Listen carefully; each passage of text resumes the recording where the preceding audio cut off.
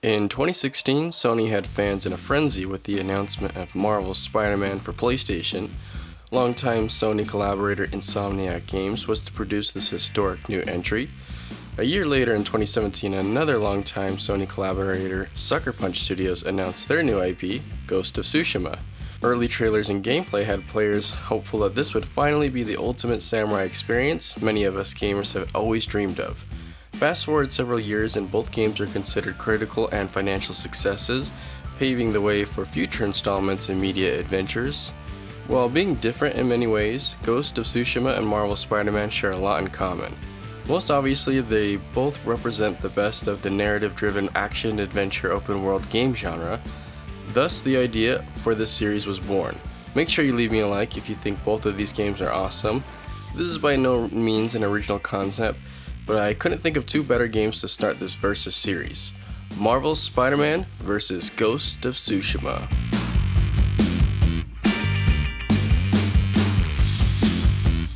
For this series, I felt the best way to compare these two titles was through the use of my own 10-point must system.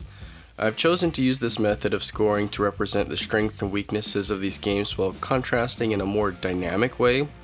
I'll be breaking these games down into different categories like combat, plot, and open world activities, with the winner being awarded 10 points each round, unless in the event of a tie where both competitors are awarded 10 points apiece.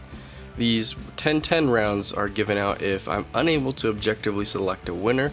A 10-9 round will be given out when both games are extremely competitive in a certain subject, with one just able to squeak out the victory. Unlike in boxing or MMA, a 10-8 round isn't used to represent a large discrepancy, but will instead be used to represent a competitive yet decisive round where there is a clear winner. 10-7s will be given out in scenarios where one title is clearly superior in a given category relative to the competition.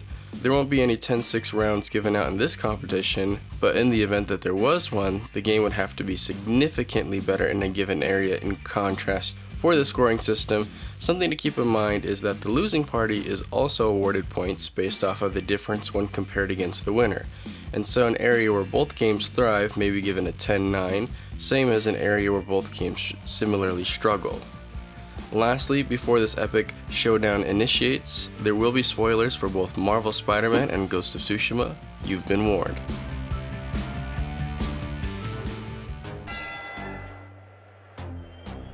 For this competition, there will be 9 rounds, with this first focusing on what is considered by many to be the most important category, and that is combat. This is an area where both games excel with somewhat of a similar control scheme, but with very different approaches. Spider-Man is all about movement, flowing across the screen from enemy to enemy while gracefully jumping over and under opposition. Spider-Man isn't the only one flying across the battlefield, with plenty of creative ways to ragdoll enemies. In all honesty, if this was the real world, Peter Parker would probably have a higher kill count over Jin Sakai with all the deadly beatings he's dished out. Jin's primary weapon is his katana, which he uses to great effect to chop down enemies one by one. Fitting of the era, Jin is also a master of the bow, complementing nicely with the rest of his arsenal. Both melee systems have players managing a large group of enemies, but with Ghost of Tsushima, even the most mundane enemy has a chance to kill you with only a few strikes. This constant tension in Ghost of Tsushima's combat puts more of an emphasis on deliberate shot selection and timing.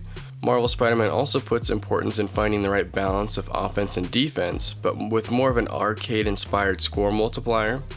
The Ghost and Spider-Man have several useful tools and gadgets during combat with varying levels of effectiveness that adds even more depth to encounters. Peter has all sorts of gadgets he can either distract, disable, injure, or frustrate enemies in usually an entertaining way. Jin's set of tools and techniques are all about maximizing effectiveness with style. Ultimately, I would consider this first round to be a draw, with both games receiving 10 points. I guess the real question would be, do you prefer acrobatic juggling or deadly precision? Because both of these games excel at their respective approaches.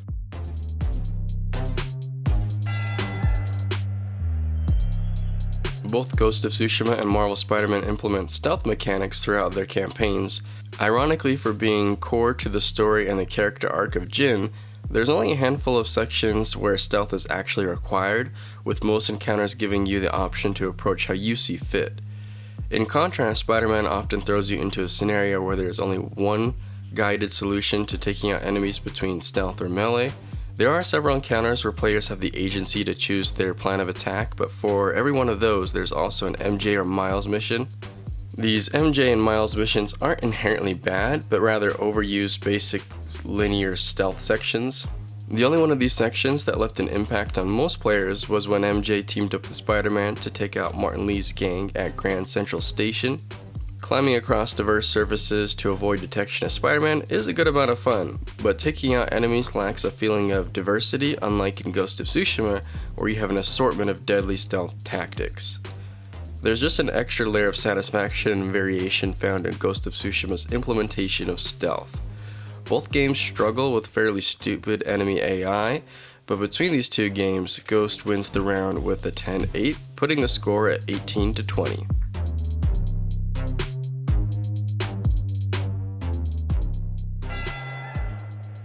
Both stealth and combat would fall flat without good opposition, which takes us to round 3. As I just mentioned, both games struggle with intelligent AI in the context of stealth, but offer a balanced experience during melee combat. Marvel Spider-Man has an assortment of enemy groups ranging from a typical thug to a member of the Demons or a Sable Soldier. Each subgroup has their fair share of unique enemy types that adds more depth to enemy management overall. Ghost of Tsushima also uses this compounding approach to adversaries, with newer and more difficult versions being introduced throughout the journey. Both games' difficulty levels scale well with the player's abilities, while finding a great balance of challenge without compromising on the power fantasy. Probably the most noticeable difference in enemy management here stems from Ghost of Tsushima's use of stances. Jin is able to use one of 4 stances that serves as a stylistic advantage against one of the 4 main enemy archetypes.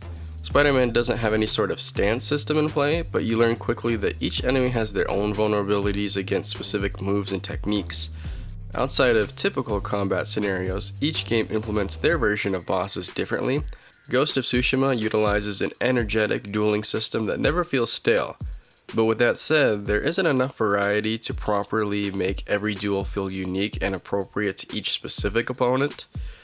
With a very different approach, Spider-Man's boss battles often mix basic combat with exciting set pieces and traversal elements. Many of these boss encounters are exciting during your first run of the game, but lose some of their sheen during later playthroughs. Definitely a very close round that could easily come down to preference, but with a more engaging relationship between enemy types and techniques, Ghost of Tsushima edges this one out, expanding its lead to 3 points.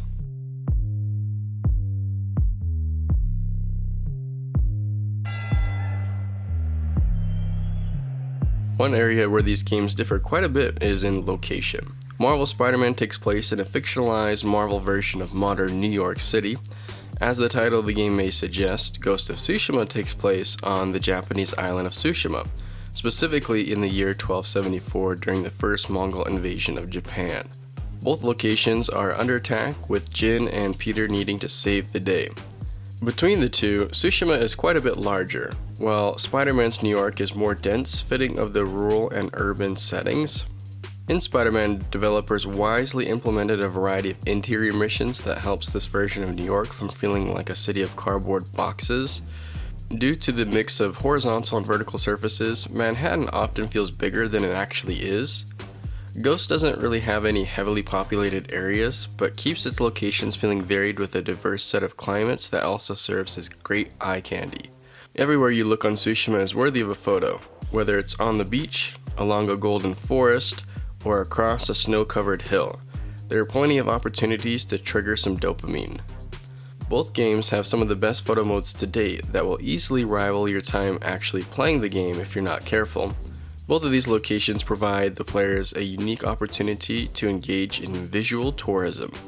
This is another 10-10 round where both of these games excel in portraying their interpretations of real-world locations.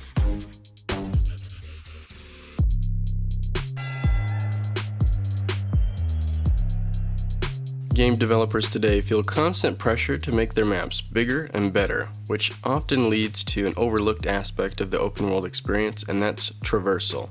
Having these huge maps is great and all, but how do you as the player inhabit and interact within them? How long does it take you to get from point A to B? Or more importantly, is it fun? Taking place in 13th century Japan, Jin's primary way of transportation is his trusty steed. Like most games, Jin also has the option to travel by foot, especially if you're wanting to take in the beautiful surroundings up close and personal, but chances are you'll be spending most of your time on horseback. Tsushima is not a flat island with plenty of vertical surfaces that has Jin climbing up rock faces, underneath buildings, and across rooftops. Jin even has a grapple hook with several utilitarian purposes.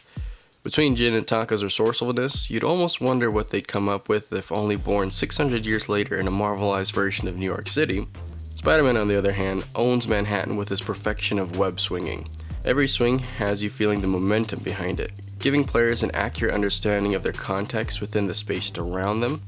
Even beyond just swinging, Spider-Man can crawl across just about any surface. When you see the attention to detail put into every movement and animation, it becomes obvious that Insomniac put traversal towards the top of the list when it came time to decide where to invest resources. Ghost of Tsushima's traversal systems are definitely good, but swinging around in Marvel's Spider-Man is amazing. This round would have to be a 10-7 due to the comparative gap here, which puts us at the halfway mark with a tie.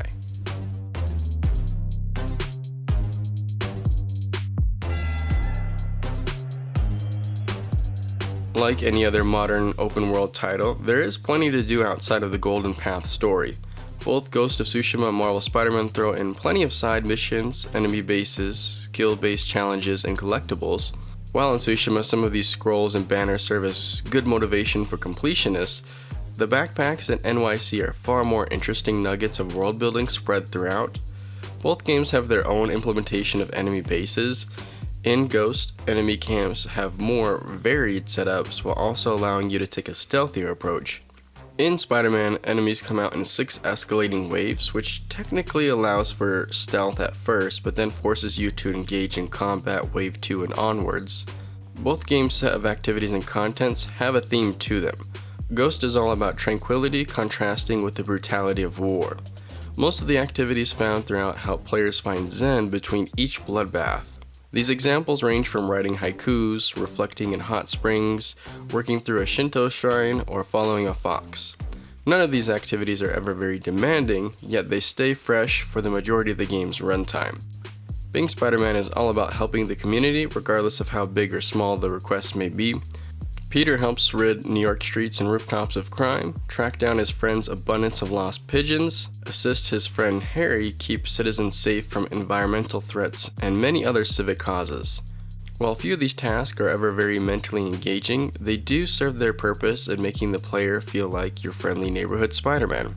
Both games have several side missions that often have Peter and Jin helping out their communities. Between the two, Ghost definitely has quantity with over 3 times the amount of side missions to partake in.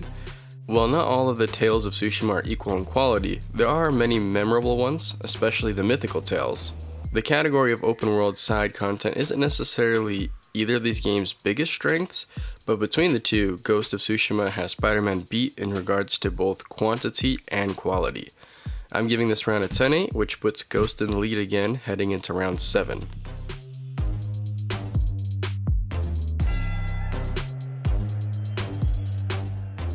Being some of the best looking games to come out on any console within the last few years, both Ghost of Tsushima and Marvel Spider-Man excel in presentation. Starting with audio, this would have to be a very even matchup, with both games utilizing cumulative sound effects in combat, atmospheric ambience in their open worlds, and an encapsulating soundtrack. Personally, I think both music scores are perfect for their respective games, but enjoyed Ghost of Tsushima's more conservative implementation that avoided feeling repetitive like the main swinging theme Spider-Man can get. But the other half of the presentation is what you see, or perhaps what you don't. Both games have an effective UI, with Ghost implementing its guiding wind system to avoid clutter while still offering direction. Spider-Man offers a few options to remove certain UI elements, but you'll want to be familiar with this version of New York before doing so. While Spider-Man's New York City attempts to go for a photorealistic look, Tsushima feels more abstract with its use of colors, vistas, and wind. Something is always moving on the screen, reminiscent of a Kurosawa film. At the center of these large vistas is Jin and Peter. With just about all the Spider-Man suits to choose from, minus the black one, each of these have crazy detail. It's easy to become distracted by the visual fidelity of each of these outfits during cutscenes or photo mode. Insomniac left no stone unturned when bringing each of these costumes to life. Ghost doesn't have any sort of source material to draw from outside of our expectations and samurai cinema. From a role-playing perspective, Ghost of Tsushima has just about every look covered, ranging from classic royal samurai battle armor, wandering ronin, forgotten samurai, samurai lord, along with Jin's ghost armor. The different versions of this armor featured on the cover art check off all the boxes on cool factor. Both of these titles look and sound great, but between the two, Marvel Spider-Man pulls ahead with the high level of cinematics for both in-game and cutscenes. This game's action sequences easily rival that of a Marvel movie. Now, games are not movies, but if a developer is trying to tell a compelling and engaging story, top-notch cinematics definitely help.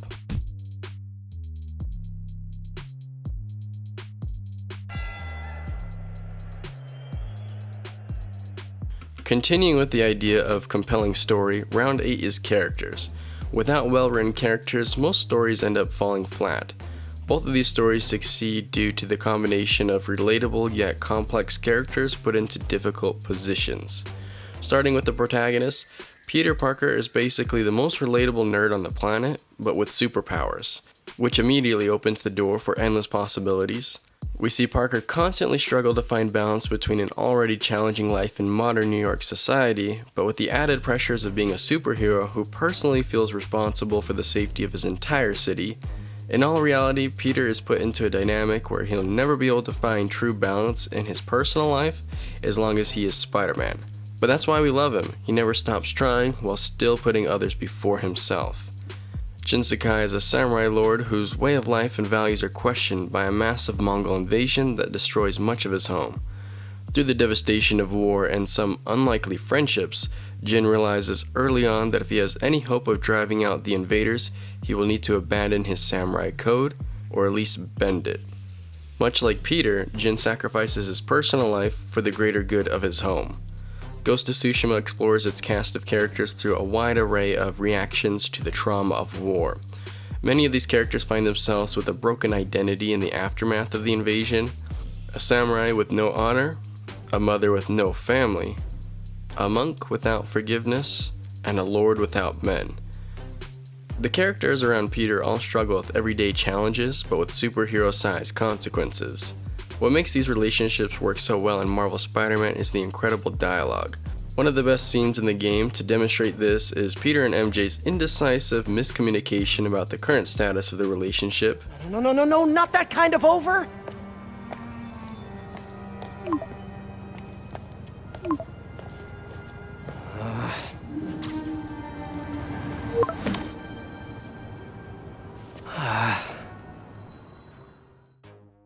And while not perfect, even Octavius' transformation is a great example of this spot-on writing due to the little screen time that he had.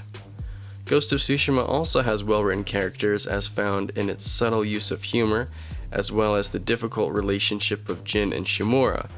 But with that said, Marvel Spider-Man edges out the victory this round due to the higher quality of dialogue. This fittingly puts us at a tie heading into the final round, plot.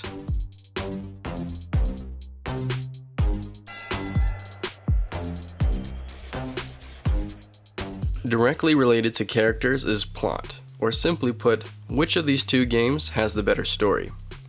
Marvel Spider-Man is a fun ride with many twists and turns, while Ghost of Tsushima is a satisfying journey that has players experience Jin's transformation into the Ghost. In a Ghost, the conflict is simple yet effective. Khoten Khan's Mongol army is wiping out the residents of Tsushima with plans to hit mainland Japan. Jin's singular goal is to save his home and loved ones no matter the cost. Throughout the game, Jin struggles to do what is right, because there is no right answer when dealing with the gray shades of war. Is it better to die with honor or to live without it if it means saving your home? In Marvel Spider-Man, worlds collide, with both of the major villains Martin Li and Dr. Octavius having a direct relationship to both Peter Parker and Spider-Man. You feel Peter's emotions of loss and failure throughout, but you are never left questioning what he has to do. As sad as it was to see Peter have to sacrifice Aunt May for the greater good, There was never really any doubt what decision he was going to make, while Jin is constantly left to question the integrity of his own actions. The decision on whether or not to kill or spare Lord Shimura is a perfect example of this, with both choices feeling right and wrong at the same time. One of the most gut-wrenching moments in all of gaming was Spider-Man's final conflict with Doc Ock. Players could truly feel Peter battling with his feelings of betrayal and guilt. Peter has to process the aftermath of loss, while Jin is forced to sacrifice what little he has left to do what he thinks is right. Between the two, Ghost of Tsushima has a more effective narrative due to a more centralized conflict, making it the winner.